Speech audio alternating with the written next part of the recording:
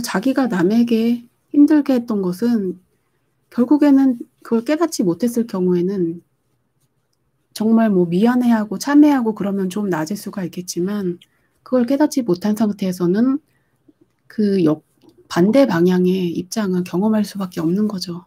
우주가 나에게 경험을 시켜주는 거죠. 상대방의 입장은 이런 거다라고 내가 알게 돼야 되는 거죠. 보리콩님이 술을 끊지 못한다고 하셨어요. 종교를 가져야 할까요? 술이라는 게 문제가 크잖아요. 다른 것들보다 주변 사람에게도 영향을 주고 자기 건강도 망가지고 그러니까 끊어야 되는 건 맞죠.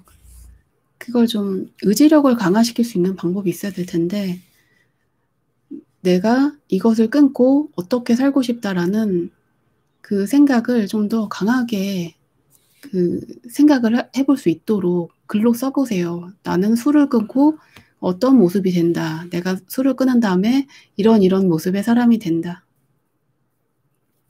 글을 써보시고 또 잠자기 전에 상상을 해보세요.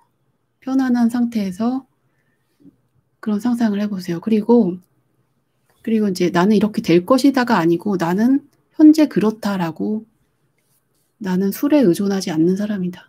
이런 식으로 자기가 이게 말을 확언을 해보세요. 나는 원래 그래. 나는 술에 의존하지 않아도 충분히 살 수 있는 사람이야. 라고 확언을 해보세요.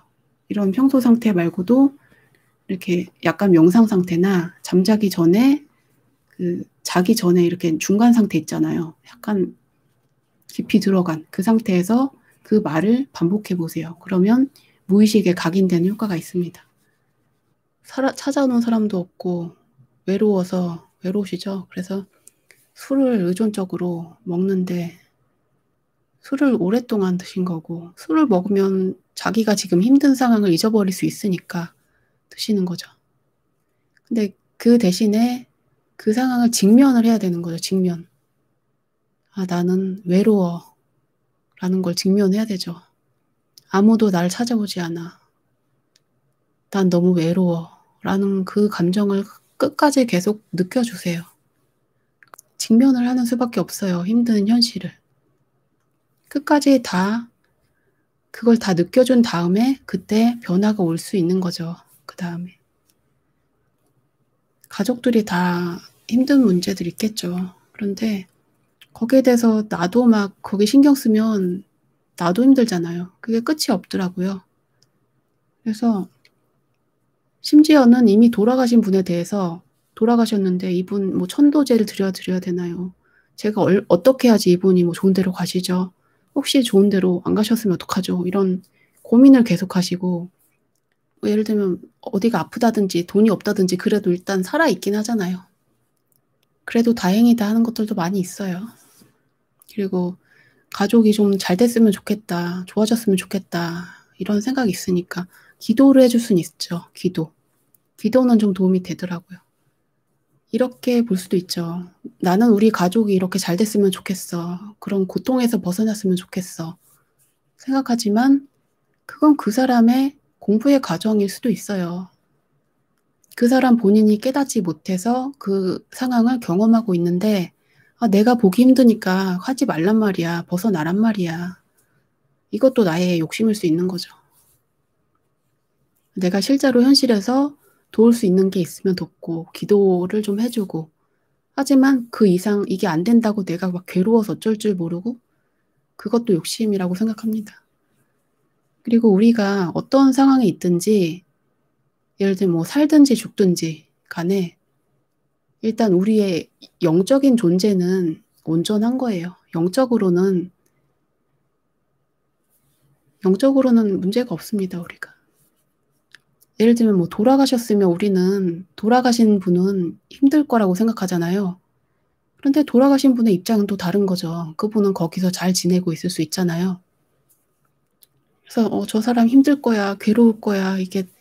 그게 어쩌면 나의 투사일 수도 있어요. 이게 안 되는데 어떡하지, 안 되는데 어떡하지 하는 생각을 할수록 그 일에 계속 매달리게 되고 저항하고 그런 기운이 쌓이게 되는 거죠. 그것보다는 포용을 하는 거죠. 그 상황을 포용하고 이해를 하는 거죠. 거기에 대한 저항하는 에너지가 사라졌을 때 그 문제가 해결이 되기 시작한다는 거죠. 어떤 문제든지 그렇다고 합니다. 라우엔디 님이 반대 경험을 시켜주는 이는 깨달음을 주는 일을 하는 거니 몹쓸 짓을 했는데 업보 청산해주는 하늘의 일을 하는 거니까 카르마가 없는 건가요? 그건 아닙니다. 그건 비슷한 단계, 영적인 진화 단계가 비슷한 사람들이 짝을 이루어서 서로 고통을 주고받는 역할을 하는 것이기 때문에 둘 다 같은 에너지에 묶여 있는 거예요. 고통을 주는 사람이나 받는 사람이나 서로 공부를 하는 거죠, 같이. 그래서 그분이 한 일에 대해서는 그분이 그 문제, 그 단계에서 벗어나기 전까지는 그 사람에게도 카르마가 있게 되고요. 둘 다 마찬가지입니다, 서로가. 바깥에서 이루어지는 그 사건이라든지 그 사람이 나한테 이렇게 했다, 이런 피해의식이라든지 그 문제 자체에 계속 집중하고 에너지를 주다 보니까 벗어나지 못하는데요. 우리 의식이라는 것은 좀 더 자유롭습니다.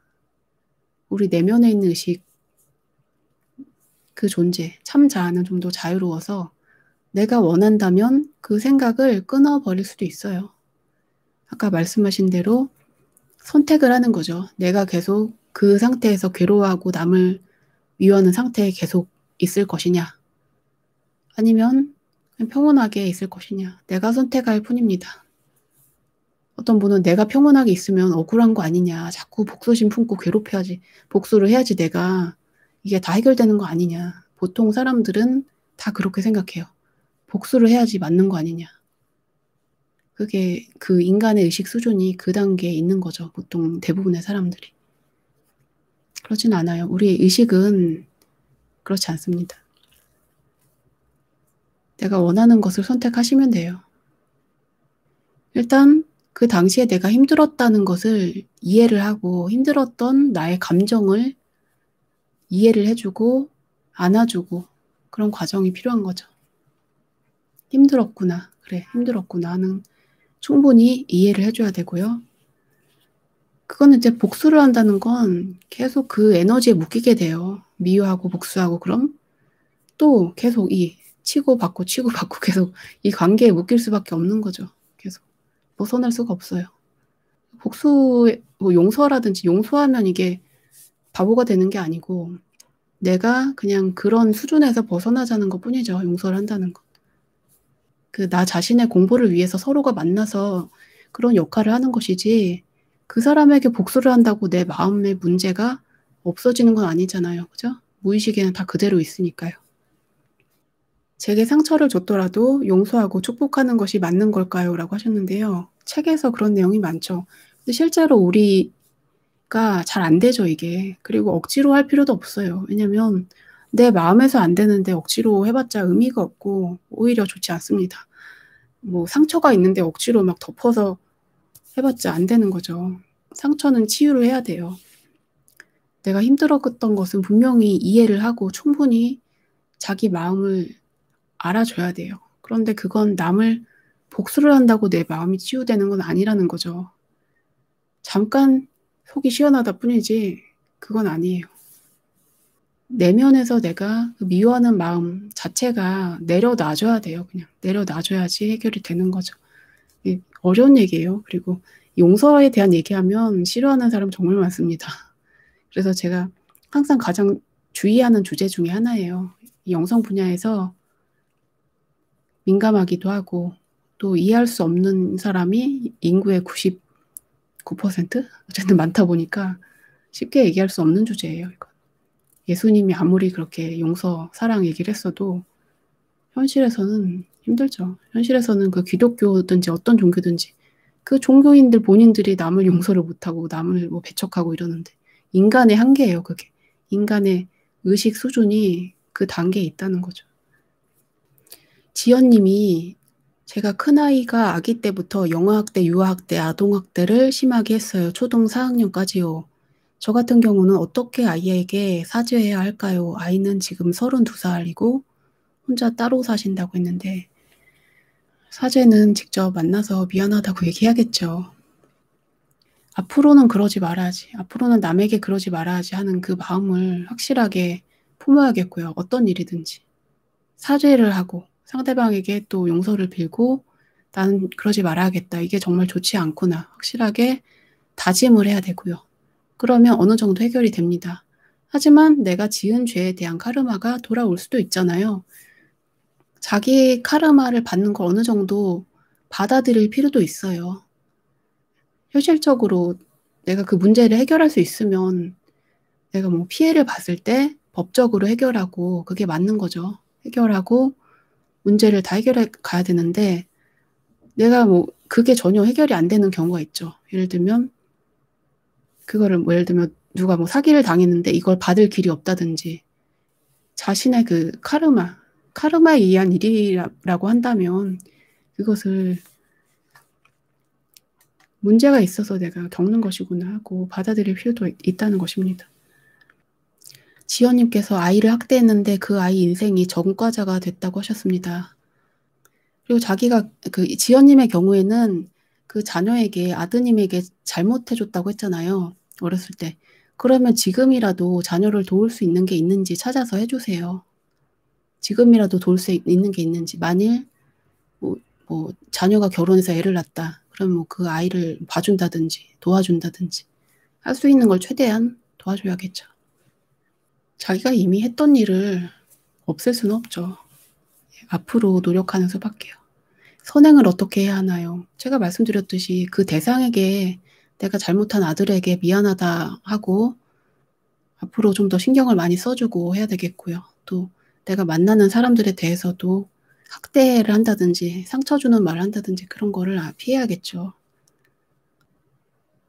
그래서 자기 습관에서 벗어나지 못하는데 나는 원래 이런 사람이야 라고 반복해 보세요. 잠자기 전에 눈 감고 편안하게 몸을 긴장을 다 풀고 나서 나는 원래 사람들을 사랑해. 남을 미워한다면 그렇게 할 수도 있고 나는 원래 이런 사람이야. 나는 이런 사람이다. 이거를 반복을 해보세요. 나는 사람이 두려워. 그러면 나는 사람들을 편안하게 대할 수 있는 사람이야. 이렇게 나는 원래 그래. 이걸 이제 자기 셀프로 계속 무의식에 주입을 해주는 거죠. 자기 체면을 하는 거죠. 이게 제가 아까 말씀드렸듯이 정해진 게 아니에요. 자기 선택이에요. 이런 사람이 되든지 이런 사람이 되든지. 근데 내가 왜 그런 사람이 됐느냐. 아까 지연님도 자녀를 학대할 수밖에 없었던 건 지연님도 상처가 있기 때문에 그럴 거예요. 그죠? 그러면 그 자기 어렸었던 자기 모습도 안아주시고 그래 나도 힘들었어. 안아주시고 또 자신의 그런 잘못에 대한 참회도 하시고 그런데 나는 본래 이런 사람이 아니었을 거야. 나는 다른 모습으로 살 수도 있어. 그리고 그런 자신의 모습을 생각하시면 되죠. 그리고 자녀에 대해서도 그렇게 할 수 있습니다. 내 아들은 내가 자녀를 학대해서 자녀가 전과자가 됐어. 어떡하지? 근데 나의 자녀는 나 때문에 비록 그런 모습이 되었지만 나의 자녀는 새로운 모습이 될 수 있어. 라고 또 자녀의 새로운 모습을 말로 해보시고 또 상상을 해보시고 계속 이게 끌어당김 하시는 거죠. 네. 고보라님께서 정성스럽게 키운 딸이 미국인과 결혼한답니다. 라고 하셨네요. 그냥 자기랑 비슷한 사람 만났으면 그런 생각이 많겠죠. 그런데 그건 또 자기 인생이 아니고 자식의 인생이니까 그것도 한계가 있는 것 같아요. 끝까지 뭐 간섭할 수는 없죠. 그죠? 욕심을 내려놓는 수밖에 없는 것 같습니다. 뭐 상대방이 인종을 떠나서 성격이 뭐 문제가 있다든지 인성 문제가 있다든지 그런 경우에는 좀 좀 조언을 할 수 있겠지만 그게 아니고 서로 사랑하고 괜찮은 사람이면 존중을 해줘야 될 것 같습니다. 그래서 뭐 지금은 내가 싫다고 하더라도 결과적으로 어떻게 될지 모르는 거고 우리는 지금 이 상황이 안 좋아라고 할 때 내가 모르는 거예요. 그걸 좋은지 안 좋은지 모르는 거예요. 인생만사 세옹지마라고 하잖아요. 그죠? 그리고 이지연님이 그 죄의식이 많으신데 죄책감이 많으신데 그게 본인의 문제는 아니에요. 본인이 뭐 예를 들면 부모님에게 어렸을 때 상처를 받았다면 그 부모님도 또 당했던 거고 그게 계속 이어져 내려온 거예요. 지연님도 그러시고 저도 그렇고 계속 이어져 내려왔어요. 그걸 지연님이 지금 제 마음공부 채널 들어와서 그 영상 보시는데 저희가 다 이걸 해결해야 되는 상황에 있는 거죠. 그리고 지연님이 아들이 30대니까 나이가 드셨을 텐데 그 나이에라도 그런 생각이 드셨으니 얼마나 다행이에요. 그죠? 끝까지 난 잘못한 거 없어. 그런 부모도 있습니다. 이제라도 이제 참여를 하고 도움을 주시고 그런다면 그때부터 좋아지는 거죠. 조금이라도 나아지는 거죠. 그죠? 내가 잘못했던 걸 이게 나한테 죄책감을 자꾸 씌우지 마세요. 어쩔 수 없는 측면도 있으니까요. 이게 우리 집단 무의식의 문제이기도 하고요. 폭력성이라든지 이런 것도 그렇고. 일상에서 흘려보내기 또는 생각이 날 때마다 기도를 하면서 흘려보내는 그런 연습을 계속 하셔야 되죠.